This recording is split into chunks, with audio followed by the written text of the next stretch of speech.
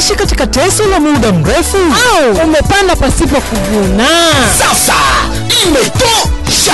Au unapenda kuangalia kuimbwa kwa uchumi, utakwenda kuangalia Mungu mwenye nguvu ambaye ni mfalme wetu. Mkazi wa jiji la Mwanza, sasa basi kuteseka na magonjwa imetosha. Kuteseka na laana imetosha.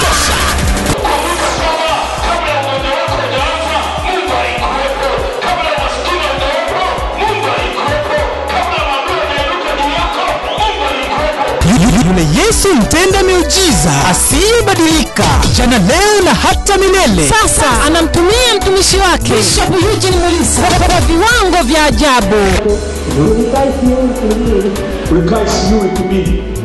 Alikwenda Uganda akampeleka usiku kwa wiki mbili.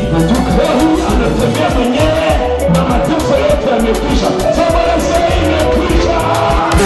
Sambaratisha ngome za adui katika kila eneo la maisha yako.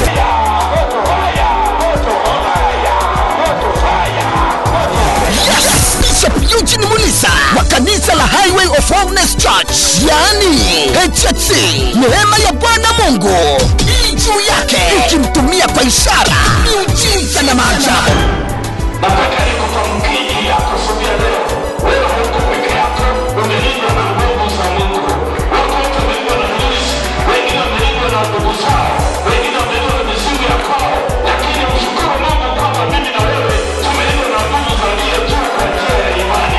Maandiko yanasema Mungu wetu ni kimbilio, tena ni nguvu wakati wa taabu. Ni msaada kweli. Wapo wengi waliokutana na baraka zao pindi wanapokanyaga madhabahu ya HHC Cathedral. Mimi ni mwenyeji wa Dodoma. Nilienda kwa kweli, hali yangu ikawa mbaya, nikaja kushtukia nimekuwa tumaji, nimepata maradhi ya ukimwi. Hali ikawa mbaya zaidi, nikawa na kilo 30. Wakati ndugu anafanya vikao vya kunisafirisha, nilipoingia ndani kulala, nilikuwa nasikiliza kipindi cha Sauti ya Tumaini. Ghafla nikaja kupigwa na usingizi. Nilipokuja kushtuka usiku, kipindi kinaisha, mtumishi wa Mungu anaomba, wote wanaosikia kwa redio, roho ya ukimwi, roho ya kisukari, kansa, pona. Ndipo nilipokuja kusikia uponyaji. Ndugu zangu, sikulala siku hiyo. Mara ya tatu sasa ikaonekana hamna. Nikamwambia yule daktari, naomba uniandikie juu kama ulivyoniandikia hii hapa, simuonekana na positive, nataka nikatoe ushuhuda.